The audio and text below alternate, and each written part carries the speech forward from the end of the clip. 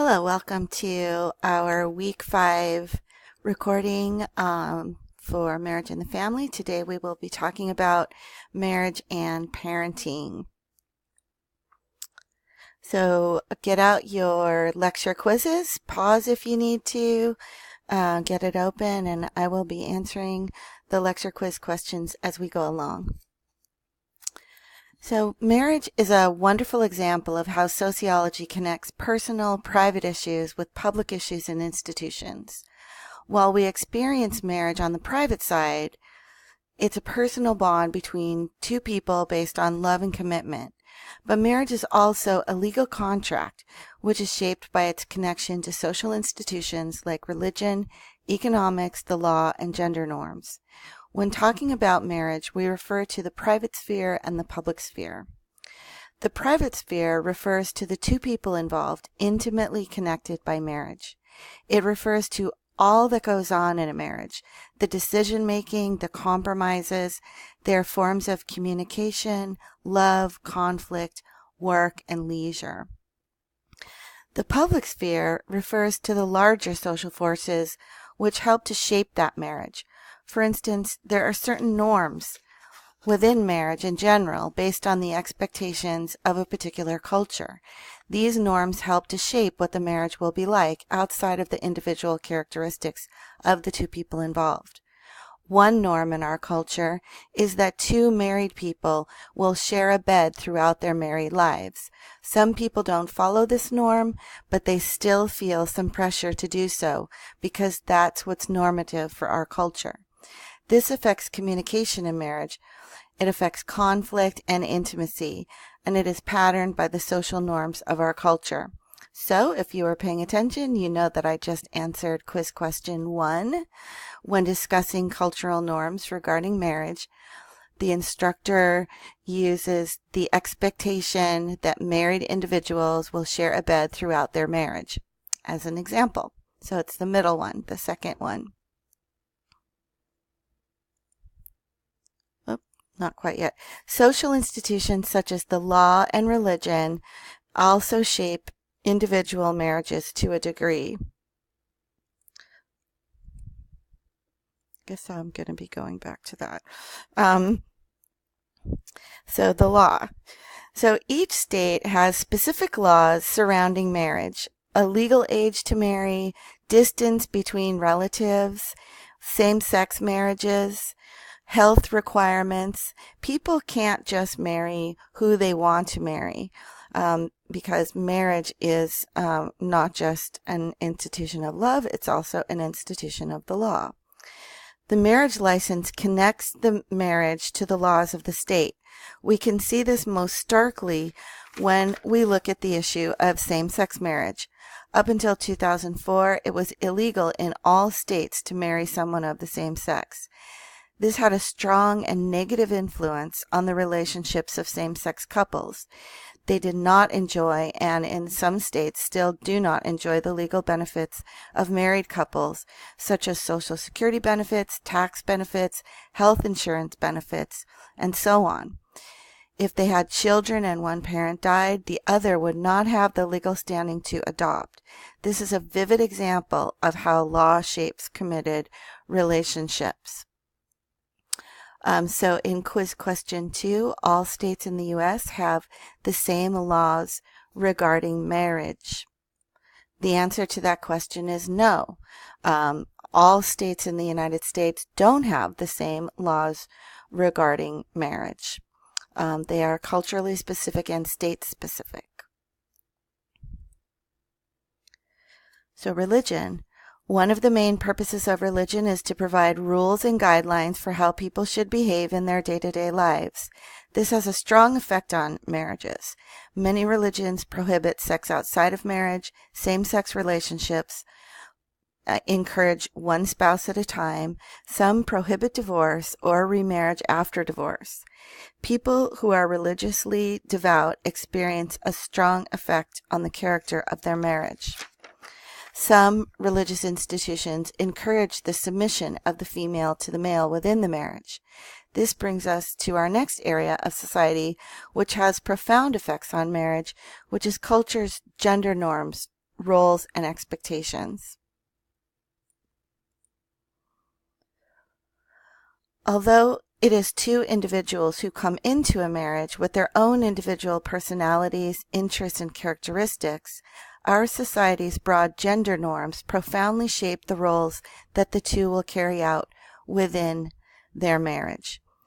As we read about in week 2, as a result of industrialization in the 19th century, husbands and wives had very clearly separated spheres. Men went into the public to work and were the breadwinners. Women's role was a domestic one. She stayed in the home and cared for the home and children. Power rested very clearly with the husband.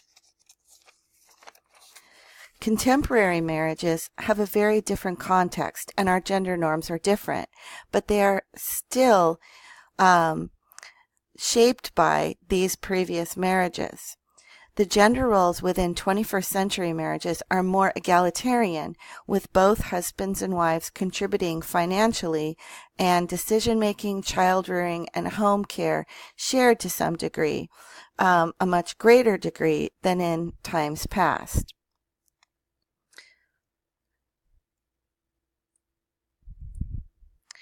These are some traditional cultural beliefs on marriage in the United States. That adults should be married, that marriage is a lifelong commitment, that married couples should have children, that a wife's place is at home as a nurturer, mother, and caretaker, and a husband's place is provider and decision maker. This despite the fact that we no longer necessarily live that way. So is it still like that? We no longer conform so clearly to these beliefs. We can look at some statistics to see how much we have actually changed. So in homes where the husband is the breadwinner and the wife stays home, that only is 7% of the households in the United States. So you can see that cultural gender norm or that traditional way of thinking about marriage is really long past. It's not like that anymore. Must married people have children? 40% of married households have children, and 40% of cohabiting households, unmarried but committed relationships, have children. So, in other words, 60% of married households do not have children. And must the women stay home and not work? 2/3 of married women currently work in the paid labor force. 11% of all households are headed, I didn't finish my sentence there, by women. 11% of all households are headed by a single woman. So let's look at some more statistics related to this. So these are recent trends in marriages. So first of all, unmarried adults. It's our traditional trend to get married when we become an adult, but it's increasingly more adults are live their lives as unmarried people. This is on the rise. There is increasing same-sex marriage and increasing cohabitation. Age at first marriage.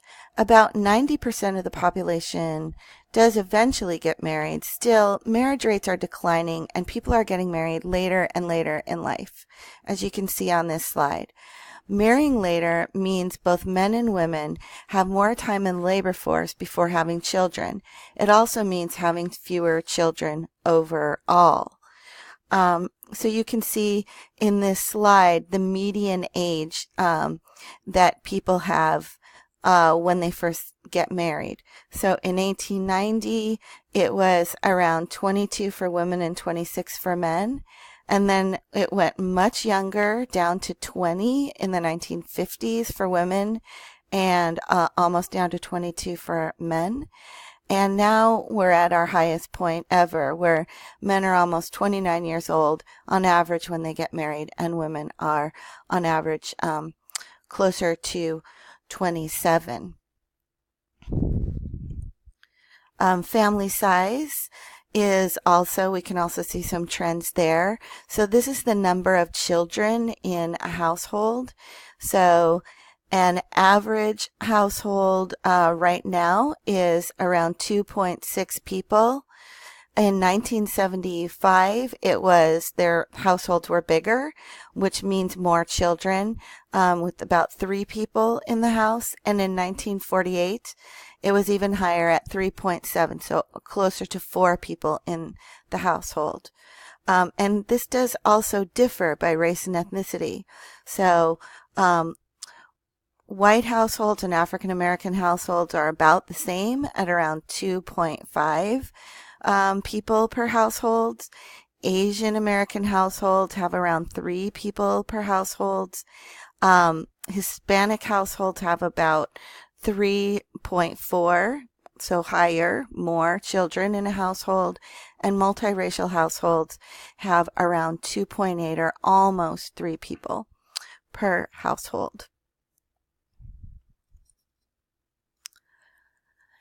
Interracial marriage was actually illegal in many states until 1967, when the U.S. Supreme Court overturned laws against miscegenation in southern U.S. states. Since about the 1980s, when social norms began to allow for interracial marriage more commonly, these marriages have increased. In 1980, 3.2% of all marriages were interracial marriages. This went up to 6.8% in 2000 and 8.4% in 2010. And this is of all marriages existing in the United States. So it includes marriages that happened a long time ago.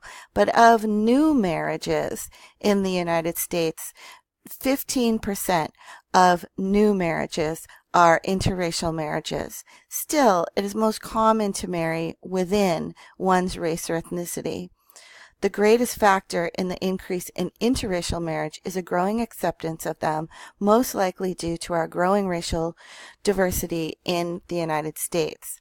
So, quiz question 3. In 2010, 8.4% of marriages in the U.S. were interracial. One more of these. So, lifespan of marriage. The main point here is that we live much longer lifespans than before, and we may live much longer lives than those that came before us. In 1920, the average age of death was 55 years for women and 54 for men. In 2008, the average age of death was 81 years for women and 76 years for men. This gives a much longer period for marriage, but also more time to seek second lives with other partners. So, does this mean longer marriages, or does this mean an increase in divorce because you're with someone longer and you want a second chance in life because you have a longer life? Let's see. So there are many benefits of marriage: health, happiness, and economics. Happiness, most people describe their marriages as very happy, and these numbers have remained stable since the 1970s. Men state on average that they're happier in their marriage than women do. So, the answer to quiz question 4. Statistically speaking, men are more happy in marriage than women. The answer is true.